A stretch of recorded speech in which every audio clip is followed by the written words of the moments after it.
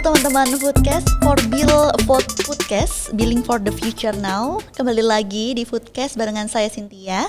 Nah, Foodcast ini merupakan kolaborasi dengan para social innovator dan juga sociopreneur pangan di seluruh Indonesia, dan ini merupakan inovasi bidang pangan Indonesia. Dan tentunya kami menghadirkan beberapa inovator pangan yang saat ini juga sedang mengembangkan usahanya, tentunya dengan menggunakan produk lokal Indonesia. Nah, kali ini saya sudah bersama dengan satu narasumber dari KWT Kemiri Edum. Nah, ini berasal dari Pakem, Sleman, Yogyakarta, dan sudah hadir bersama saya hari ini ada Ibu Rini Handayani. Selamat siang, Ibu. Selamat siang, Mbak. Sehat ya, Bu ya? Alhamdulillah. Baik, kita akan berbincang-bincang nih, kita akan cerita-cerita mengenai produk yang dibuat oleh Ibu Rini dengan KWT Kemiri Edum ya, Bu ya. Teman-teman bisa lihat di depan ini sudah ada produknya, ada dodol, lalu ada sari rasanya ya. Sarisa, Mbak. Sarisa Iya. Merapi ya. Betul. Karena kita tahu Pakem itu memang terkenalnya ya Merapi gitu ya. Kalau mau ke Merapi ya lewat Pakem gitu ya. Betul. Bu, bisa diceritakan gak sih mengapa menggunakan salak gitu sebagai salah satu bahan dasar dari produk yang Ibu buat? Iya. Gini, Mbak, kenapa saya kok membuat olahan kok dari salak bukan dari yang lain? Iya. Karena komoditas lokal di daerah kami itu salak, Mbak. Iya. Itu yang pertama. Yang kedua, salak itu harganya naik turun. Oh. Iya.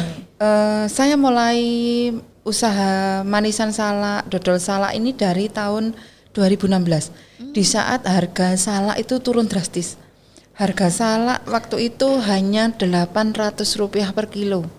Sedangkan kita sebagai KWT dan sebagai petani salak, di tempat saya nggak ada sawah, jadi kita nggak punya padi. Kalau teman-teman pada panen padi, kita hanya melihat aja.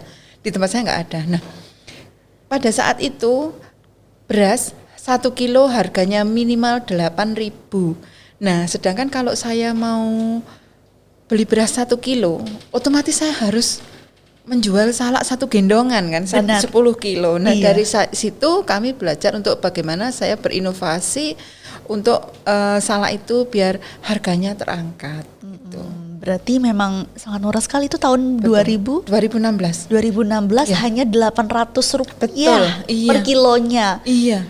Murah sekali ya, Bu ya. Itu Betul. karena apa sih, Bu? Faktor apa bisa memang sangat murah sekali gitu, Bu? Pertama, panen raya. Kedua, itu biasanya bareng dengan buah-buah yang lain kayak semangka, ada rambutan. Itu kalau pas panen raya, nah itu juga akan menurunkan harga produk kita, komoditas unggulan kita. Apalagi salak ini kan tidak hanya di Pakem tetapi sampai Magelang ya, Bu betul, ya. Iya. Di sana kalau misalnya kita lewat daerah-daerah Pakem ataupun lewat jalan pintas menuju Magelang gitu, kita akan melihat pemandangan-pemandangan pohon salak di kanan betul, kiri Mbak. gitu ya. Iya.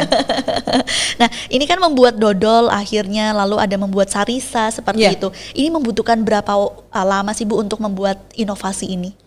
Sebenarnya kita untuk proses produksi itu semua otodidak ya.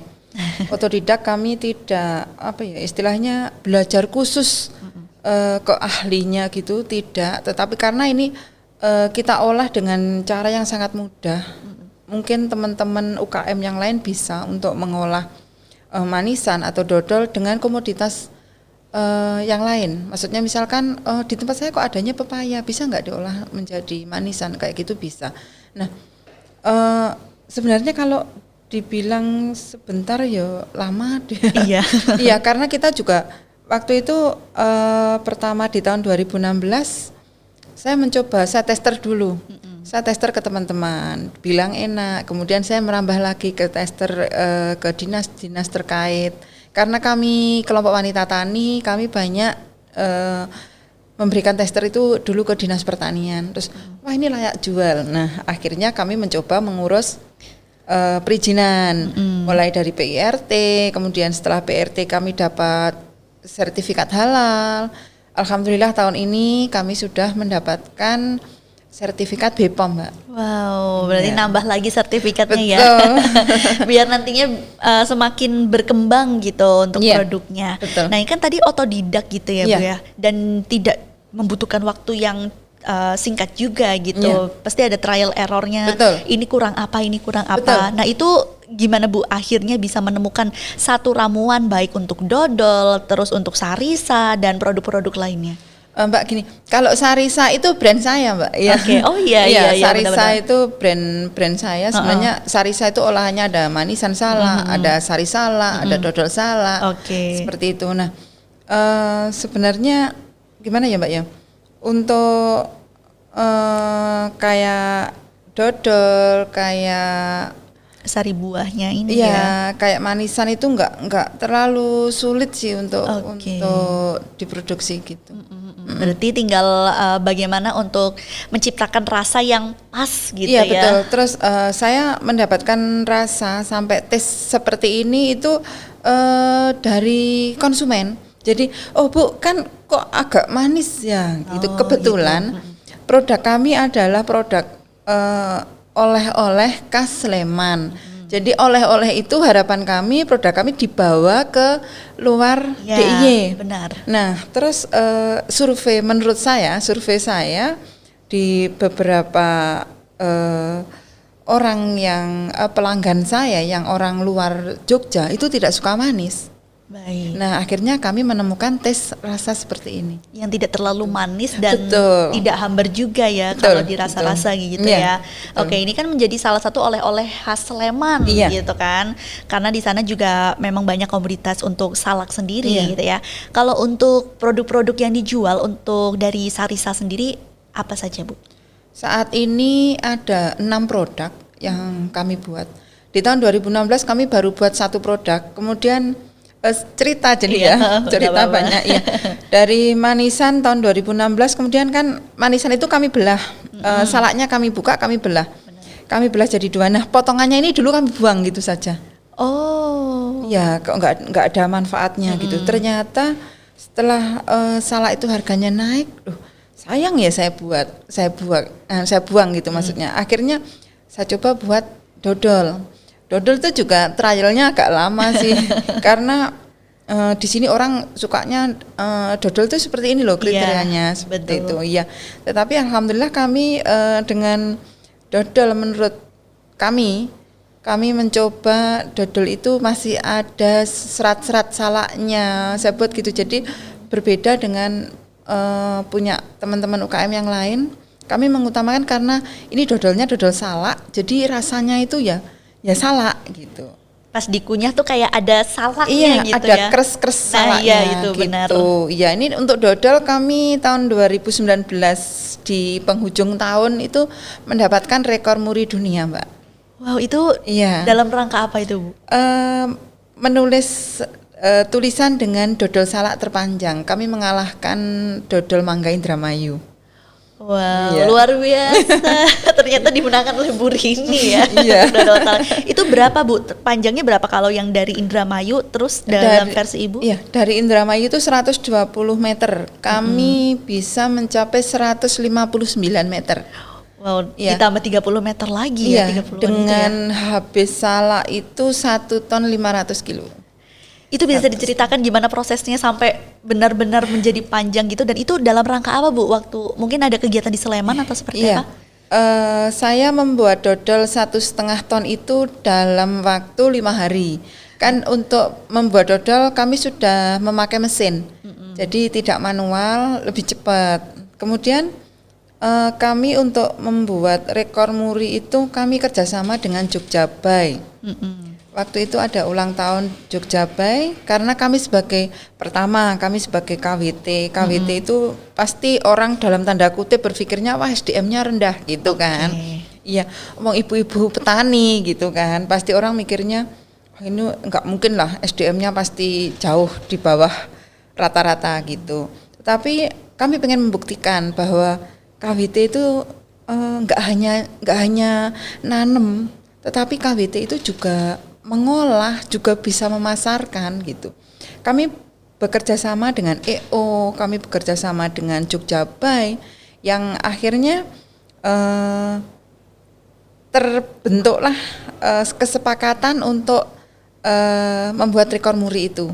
Jadi waktu itu rekor muri ada 3. Pertama dari rekor muri yang dapat ya Mbak, yang dapat itu kami dari KWT Kemiri Edum dengan brand Sarisa, kemudian yang kedua dari EO, kemudian yang ketiga dari Jogja Bay-nya. Gitu. Luar biasa, berarti itu kerjasama beberapa EO dan akhirnya dipamerkan di situ ya, terpanjang 159 meter gitu ya, dodol salak dari Sarisa gitu. Nah, terus respon masyarakat gimana nih setelah mencoba dodol itu, kan tidak hanya dipajang tetapi juga dibagikan juga ya ke masyarakat ya? Iya betul Pak. Waktu itu di tahun 2019 akhir, kemudian di awal itu kan menjelang tahun baru. Menjelang tahun baru kami sampai overload untuk betul. Kami sampai overload menerima pesanan order ya. Iya, order karena kami order itu berusaha untuk jemput bola. Jadi kalau misalkan tema dari KWT itu adalah edukasi. Artinya kami memberikan edukasi ke petani, kita memberikan edukasi ke PKK, kami memberikan edukasi ke kelompok wanita tani yang lain. Jadi kelompok-kelompok itu akan berkunjung ke tempat kami, bagaimana kami bisa berbudidaya, kemudian pasca panennya itu yang kami ajarkan ke mereka yang berkunjung. Tetapi kalau misalkan ada tamu yang nggak mau berkunjung ke tempat kami jemput bola Mbak. Di mana sih stay-nya gitu. Kalau misalkan di hotel ini gitu. Insya Allah kami jemput bola ke sana. Seperti itu. Nah akhirnya kami terjalin suatu kerjasama dengan dengan tour travel seperti itu. Nah kemudian setelah kami gencar-gencar dan lagi ya istilahnya mulai kita naik gitu ya. Di awal Maret itu kita orderan luar biasa Mbak, bener. Ini ada dari Solo, ini dari Semarang, yang orderan tuh beribu-ribu gitu. Iya, partai besar berarti ya. Iya. Di tanggal 20 Maret itu kayak berjamaah Mbak. Semua pending, semua cancel berjamaah gara-gara pandemi. Oke. Itu iya. Jadi mulai dari situ kami harus bisa bagaimana kita harus menjual produk itu, sedangkan produk itu sudah kami buat, sudah kami produksi gitu. Dan akhirnya seperti apa? Akhirnya kami mencoba untuk menjual secara online karena dulu kami mungkin sombong ya. Nggak main online iya, gitu. Mungkin kami sombong karena sudah merasa wah kita kayak gini sudah keteteran, sudah sering overload untuk produksinya, proses produksinya gitu. Nggak berpikir ternyata ada di dunia lain yang lebih menjanjikan gitu. Oke, dan akhirnya mulai belajar untuk pemasaran secara online. Betul, gitu ya. Dan setelah itu bagaimana untuk ini kan harus mencari followersnya terlebih dahulu dan perkenalan lagi nih ke masyarakat, ini loh media sosial kita gitu. Iya betul Mbak. Pertama tadi yang saya bilang bahwa KWT itu SDM-nya rendah tanda kutip. Kemudian pertama SDM-nya rendah, kedua juga untuk apa mungkin ya kita menjangkau ke sana gitu. Ternyata enggak sesuatu pasti enggak ada yang enggak mungkin gitu loh. Enggak ada yang enggak mungkin gitu. Walaupun saya secara pribadi udah generasi old gitu ya. Iya, tetapi kami belajar, kami enggak bosen selalu untuk bagaimana Gapura Digital harus kita mulai gitu. Alhamdulillah sampai sekarang bisa jalan. Alhamdulillah, karena belajar itu tadi ya. Betul. Karena memang sejak pandemi ini ada di tahun 2020 awal gitu ya. Jadi kita kayak dituntut untuk gimana nih untuk survive gitu. Iya, betul. Dan bagaimana untuk mencoba hal yang baru. Betul. Sesuatu yang baru dan akhirnya mendapatkan yang baru juga dan diterapkan saat ini ya gitu ya betul, Bu ya. Akhirnya punya sosmed juga nih untuk produk Sarisanya sendiri. Nah, kalau untuk harga-harga produknya nih Bu, berapa sih sebenarnya? Kami mempunyai 6 produk. Sebenarnya gini, untuk produk Sarisala itu kemasan 24 ya Mbak. Kemasan 24 itu sasaran kami adalah untuk suguhan. untuk suguhan karena di Sleman itu komoditas unggulan buah itu adalah salak. Harapan kami yang menjadi suguhan itu ya dari salak gitu. Akhirnya coba saya buat sari salak, ternyata respon positif. Nah dari situ kami jual dengan harga 30.000 satu dosnya, isi 24. Terus kemudian untuk dodol itu kemasan 250 gram itu harganya 15.000. Kemudian yang manisan salak itu isi 6 harganya itu 20.000. Kemudian ada ekrol dari entek.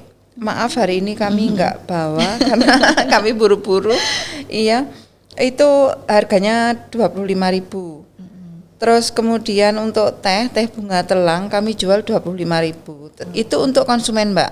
Tetapi bagi teman-teman, bagi ibu-ibu, bapak-bapak yang ingin menjadi reseller, itu ada harga spesial. Nah, gitu. itu selain Bu Rini membuat produknya, terus bisa butuh peran serta masyarakat nih. Kalau yang mau disebarkan, ayo ikutan gitu, ikut Iya, usaha juga. Betul. Ada harga khususnya gitu Iya, ya Bu ya. betul. Nah ini kan salak merupakan salah satu komoditas tadi ya. Iya. Komoditas yang Unggulan di Sleman tentunya Iya. untuk buah-buahan gitu. Iya. Ini kan menjadi salah satu cara Bu Rini juga untuk mempertahankan ketahanan pangan. Iya, Seperti betul. itu. Sejauh ini seperti apa sih Bu dalam mempertahankan ketahanan pangan dengan menggunakan bahan baku salak ini? Ya, kami sebagai kelompok wanita tani, saya ceritakan di tahun 2017 kami mendapatkan Adikarya Pangan Nusantara tingkat kabupaten. Kemudian kami berlanjut banyak piagam-piagam penghargaan yang kami dapat dengan mengolah hasil produksi dengan bahan baku lokal di daerah kami.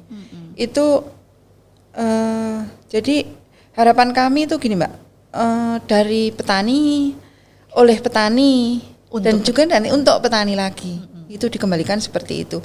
Dan insya Allah dengan kita memproduksi, menjual dan untuk mengkonsumsi produk olahan komoditas lokal itu menurut saya adalah salah satu cara mempertahankan ketahanan pangan kita gitu. Apalagi tidak hanya untuk mengolah saja ya. Tadi kan Ibu Rini juga mengatakan bahwa ini juga bisa digunakan sebagai bahan edukasi juga.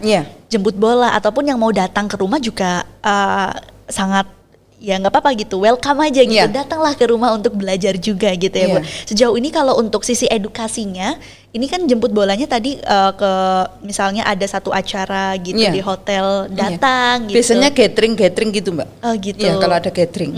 Kalau kayak semacam pelatihan gitu Bu? Iya.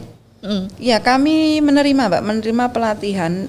Sebenarnya memang tema kita itu edukasi, jadi kami menerima pelatihan bagi kelompok atau perorangan yang ingin mengembangkan usaha dengan komoditasnya masing-masing. Kami dengan senang hati untuk berbagi ilmu. Nah itu tadi berarti sama juga untuk teman-teman generasi milenial nih ya, yang mau datang gitu untuk belajar ataupun internship gitu, itu bisa ya Bu ya? Bisa, insya Allah bisa. Sekarang ada adik-adik magang dari mahasiswa di Yogyakarta itu udah banyak. Ada KKN, ada magang gitu di tempat kami. Itu untuk ada teknologi PKL. pangannya ya? Iya. Oke, berarti banyak banget nih sisi positifnya nih ya, tidak hanya berjualan juga tapi juga diajarin. Betul. Gitu ya, dari awal benar-benar bahan yang baku sampai ini nih jadi produknya seperti ini gitu ya Bu ya. Iya betul. Nah mengenai produk ini, apa sih harapan Ibu ke depannya supaya produk dari Sarisa ini terutama dengan bahan lokal dari Sleman ini bisa terus menerus berkembang? Tadi tidak hanya rekor muri saja, tapi juga teman-teman bisa tahu nih untuk pengolahan ini sendiri. Iya, harapan kami pertama kepada pemerintah Kabupaten Sleman khususnya dan DIY pada umumnya, mohon selalu support UMKM, pelaku UKM, nggak hanya kami dari Sarisa Merapi, tetapi sebenarnya masih banyak UKM yang saat ini bisa berproduksi tapi dalam tanda kutip belum bisa jual. Itu masih banyak sekali, Mbak. Itu harapan kami dari pemerintah ada apa ya, untuk merangkul mereka, Kemudahan ya. Iya, memberikan kemudahan dan untuk perizinan dan sebagainya, itu harapan kami. Kemudian kalau harapan kami ke pelaku UKM, kita sebagai pelaku usaha mikro kecil, jangan pernah merasa kecil hati. Ya, kita mungkin sekarang kecil, tapi suatu saat harapannya itu akan menjadi besar. Nah gitu ya tadi Iya. ya. Sebenarnya untuk permasalahannya adalah dalam perizinan itu mungkin banyaknya UMKM ya, terutama di Yogyakarta ini kan harus izin dulu agar masyarakat nih lebih percaya gitu ya terhadap produknya gitu ya Bu ya. Iya, betul. Tadi untuk PIRT-nya, Iya. lalu untuk halal, BPOM, Iya. itu sebenarnya ada kendala nggak sih Bu dalam mendapatkan sertifikat itu, terutama yang label dari Jogjanya sendiri Bu? Iya. Gini Mbak, sebenarnya kalau kendala itu kalau kita lewatin nggak sulit kok. Ya, kami dulu berawal di tahun 2016 kami PIRT. Kemudian di tahun 2017 kami sudah sertifikat halal. Terus di tahun 2018 dapat pengumuman bahwa olahan minuman dalam kemasan itu tidak boleh menggunakan PIRT lagi, harus BPOM. Nah, Beda ya? Iya betul. Itu menjadi pemicu kami untuk bagaimana saya harus bisa mendapatkan sertifikat BPOM itu, dan itu dulu tertuang dalam profil saya sebagai harapan ke depan. Iya. Iya. Pertama, harapan kami dulu pengen mempunyai rumah produksi sendiri yang tidak jadi satu dengan rumah. Kemudian saya bisa mempunyai sertifikat BPOM. Alhamdulillah Mbak, dari tahun ke tahun kami dapat melampaui itu. Tahun 2020 kami mempunyai rumah produksi. Kemudian tahun 2021 sebenarnya target saya tahun 2022 saya harus sudah mempunyai BPOM. Di tahun 2021 kami sudah mempunyai sertifikat BPOM gitu. Jadi menurut saya enggak sulit sih. Asalkan kita emang punya niat ke sana. Nah, iya. Kayak harus sabar juga, jalan pelan-pelan gitu ya Bu ya. Ini juga bisa menjadi cambukan juga nih bagi teman-teman yang akan memulai usaha. Kalau misalnya masih mungkin kurang rasanya ataupun masih kurang pemasarannya, ya harus digenjot lagi gitu ya Bu ya. Betul, iya Mbak. Terus kita sebagai pelaku usaha di bidang makanan, minuman, itu orang itu kalau belum ngicipin kan nggak mau beli, betul nggak? Bener. Nah, kita jangan awal dengan tester. Benar. Ya, kalau baju dilihat sudah bisa, oh ini bagus gitu, ini matching buat saya gitu. Tapi kalau makanan, minuman, ini loh Bu, ini rasanya enak. Tapi kalau itu nggak disuruh ngicipin, konsumen nggak akan beli, betul nggak? Nah, saya sampai saat ini, saya masih sering untuk biasanya saya gendong rangsel ya, kalau minggu gitu, keliling saya bagi tester. Terus saya tanyain rasanya gimana, kurang apa, itu saya lakukan seperti itu. Masih sampai sekarang gitu ya Bu ya? Betul. Luar biasa. Tidak hanya produknya yang sudah dikenal, bahkan udah mencapai rekor dunia seperti itu, tapi masih ada pelajaran lagi ya ternyata ya. Iya betul. Nah ini semangat Bu ini harus jadi pelajaran nih buat kita juga. Kalau misalnya punya produk, ya ayolah gitu. Sampai akhirnya mendapatkan beberapa sertifikat, dan ini nantinya juga bisa buat kepercayaan bagi konsumen juga ya Bu. Betul, iya betul Mbak. Nah gitu, pokoknya teman-teman jangan patah semangat. Ayo kita sama-sama untuk mempertahankan ketahanan pangan Indonesia, terutama di Yogyakarta, dan juga membangkitkan kembali UMKM ya. Iya. Mungkin saat ini di zaman pandemi, di masa pandemi ini kita masih terpuruk gini ya, untuk penjualannya masih seperti apa gitu Mas, mungkin masih kurang gitu, tapi lambat laun juga pasarnya juga akan kembali lagi gitu ya Bu ya? Iya, insya Allah Mbak. Jadi gini, mungkin yang tadi saya bilang bahwa saya dulu mungkin sombong. Iya. Sombong dalam tanda kutip, saya dengan gini aja saya udah keteteran. Ternyata pasar online itu lebih menjanjikan juga. Iya. Iya, lebih menjanjikan juga. Nah, kita kalau memangnya kita merasa kita nggak mampu, kita bisa bekerja sama kok. Kita bisa bekerja sama dengan teman-teman yang punya marketplace. Contoh misal, Sarisa Merapi mempunyai marketplace, ada Shopee, ada Lazada, ada Tokopedia. Nah, di situ kami berusaha merangkul produk teman-teman, nggak hanya produk kami yang kami jual, tapi saya coba merangkul produk teman-teman di sekitar kami, terutama kelompok wanita tani yang ada di Pakem Turi, semua saya rangkul, nggak hanya yang ada di dusun kami, nggak hanya yang di desa kami, tetapi saya rangkul semua. Ayo kita coba kita pasarkan bareng-bareng, begitu. Dan akhirnya membuahkan hasilnya. Betul, ya Bu ya. Iya. Dan itu semakin dikenal, Mbak. Alhamdulillah ya, itu bonusnya juga. Betul. Ya semakin dikenal, tidak hanya Sarisa tetapi produk-produk ikut lain gitu ya, juga bisa tersebar gitu ya.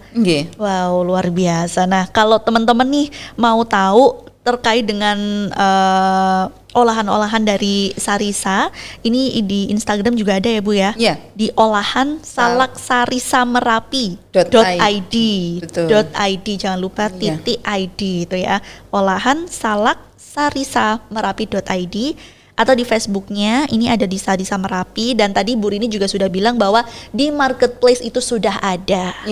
Jadi teman-teman yang jauh di luar Jogja gitu kan bisa pesen, mungkin ada benefit-benefit lainnya, ada gratis ongkir gitu ya. Itu juga menjadi salah satu pemicu masyarakat yang ingin beli gitu. Jadi nggak usah perlu pusing-pusing lah mikir ongkir gitu ya Bu ya.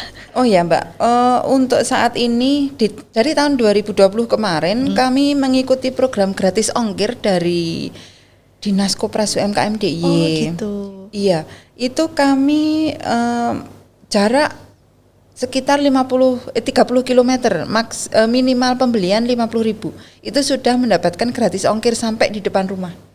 Wow, itu modelnya seperti apa Bu nantinya untuk pengirimannya? Pengiriman kita pakai ojol.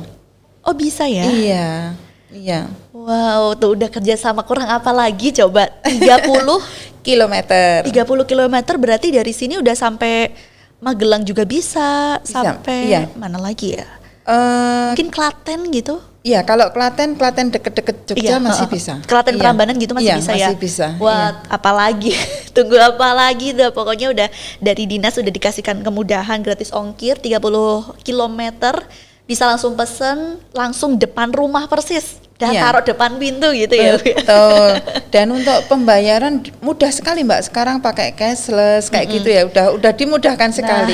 Udah pokoknya gampang banget deh. Dari Bu Rini juga sudah belajar banyak mengenai teknologi digital saat ini. Betul. Itu juga jadi suatu kemudahan masyarakat yang akan beli produk dari Sarisa gitu ya. Nah, kalau teman-teman juga yang mau datang ke rumah gitu ya, rumah produksi ada di Kemiri, RT 01 RW 7 Purwobinangun, Pakem Sleman, Yogyakarta. Nah, ini teman-teman yang mau magang juga bisa, atau yang mau kunjungan industri gitu juga bisa ya Bu ya sekarang ya, atau yang mau bikin acara ngundang Bu Rini boleh gitu ya. Betul. Oh ya Mbak, itu ada websitenya ya Mbak ya? Oh iya. Iya, ada sarisamerapi.my.id. Nah, itu sarisamerapi.my.id. Nah, teman-teman juga bisa cari informasi di situ juga. Sudah ada lengkap nomor kontaknya, lalu deskripsi dari produk-produknya seperti apa gitu ya. Baik, terima kasih Ibu Rini atas kesempatan hari ini Bu. Semoga pelajaran hari ini juga bisa kita terapkan dan tentunya membangkitkan UMKM di Yogyakarta ya Bu ya. Terima kasih Mbak, harapan saya seperti itu. Oke, semoga setelah ini banyak teman-teman muda khususnya ya, Bu Rini aja masih fighting loh sampai saat ini loh. Kita yang muda-mudanya juga harus bisa kayak gitu ya Bu ya. Harus bisa lebih semangat lagi untuk meneruskan produk-produk kita sendiri biar teman-teman juga bisa tahu gitu ya. Tidak hanya di Jogja tapi di luar Jogja juga ya Bu ya. Terima kasih Bu, sehat selalu dan sukses selalu untuk Sarisa Merapinya. Terima kasih Mbak. Dan juga mengembangkan produk-produk lainnya setelah ini ya, ada inovasi-inovasi baru. Insya Allah banyak Mbak. Nah, kita tunggu nanti di Sarisa Merapi ya Bu ya. Ya, terima kasih. Terima kasih teman-teman yang sudah mendengarkan kami di Foodcast pada kali ini. Nah, teman-teman yang mau tahu inovasi-inovasi menarik lainnya di bidang pangan bisa langsung cek YouTube kita di Forbil Foodcast atau di Instagramnya Forbil Foodcast dan website kita di www.forbil.id. Sampai jumpa di Foodcast berikutnya.